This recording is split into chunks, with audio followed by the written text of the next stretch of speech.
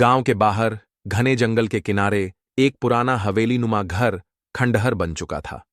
लोग कहते थे कि वहां कोई रहता नहीं, लेकिन फिर भी रात में कभी कभी चीखने की आवाजें आती थीं। एक दिन शहर से एक युवा पुलिस अफसर अजय गांव में आया।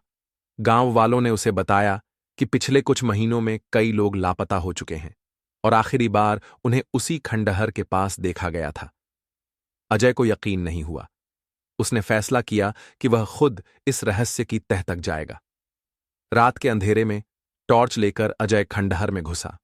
अंदर का माहौल ठंडा और अजीब था। दीवारों पर खून के छींटे थे और सड़ी गली लाशों की बदबू आ रही थी। अचानक उसे किसी के पैरों की आहट सुनाई दी। उसने पलटकर देखा। एक काला साया उसके सामने खड़ा था, आंखें खून जैसी लाल और उसके हाथों में एक धारदार चाकू चमक रहा था। अजय ने तुरंत पिस्तौल निकाल ली, लेकिन तभी एक सर्द हवा का झोंका आया और वह बेहोश होकर गिर पड़ा। जब उसकी आंखें खुलीं तो वह खुद को एक अंधेरे कमरे में जंजीरों से जकड़ा हुआ पाया। सामने वही काला साया खड़ा था। तू भी उन्हीं की तरह मरेगा, वह भयानक आवाज में बोला। अजय को समझ आ गया कि यह कोई भूत नहीं, बल्कि कोई सीरियल किलर था जो लोगों को मारकर उनकी लाशें यहां छिपा रहा था। उसने अपनी पूरी ताकत से जंजीरों को तोड़ा और उस कातिल पर हमला कर दिया।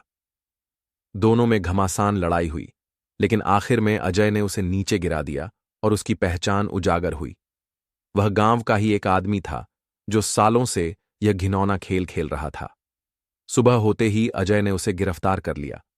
गांव के लोग दहशत से बाहर आ चुके थे, लेकिन हवेली की रहस्यमयी चीखें अभी भी एक अनसुलझा राज बनी हुई थीं।